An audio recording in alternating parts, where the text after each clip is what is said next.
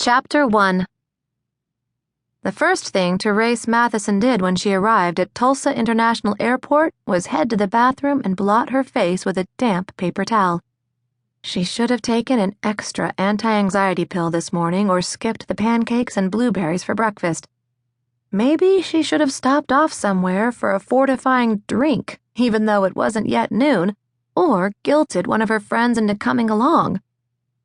"It's not that scary," she whispered to the pale reflections staring wide-eyed at her. "You're just picking up the kids after their spring break trip. Paul's kids." Usually reminding herself that Abby and Jacob were Paul's kids helped calm her. Paul had been the love of her life, and when his ex-wife had sent the kids to live with them nearly 4 years ago, Therese had embraced the opportunity for a ready-made family. When he'd deployed to Afghanistan not long after, she'd promised to keep them safe for his return.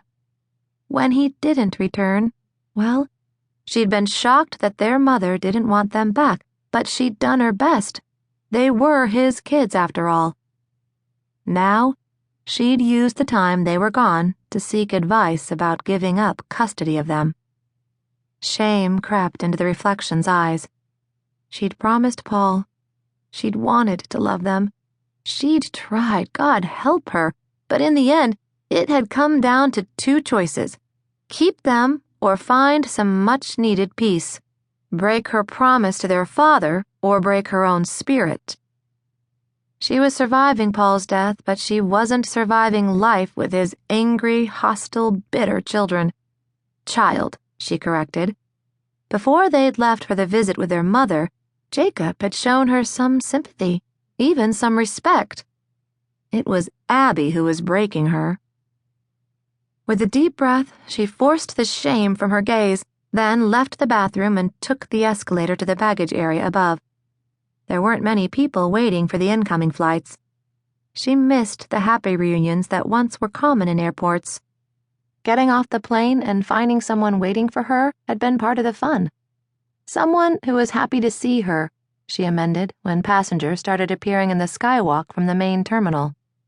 She wasn't happy to see Abby, already texting on her cell, strolling lazily, mindless of the people who dodged her snail's pace, and the swell of pleasure brought by the sight of Jacob wasn't really happiness. It was a start, though. Tall and broad-shouldered, Jacob had a pack slung over one shoulder, his only luggage for the 6-day trip, and buds in his ears.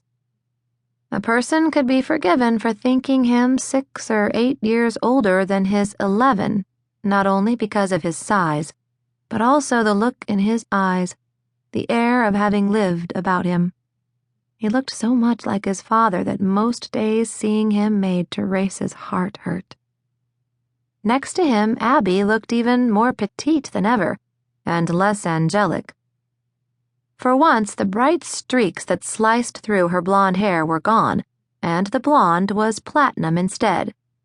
It had been cut, too, in a sleek but edgy style, sharp angles, short in back, longer in front, no bangs, but a tendency for the entire left side to fall over her face.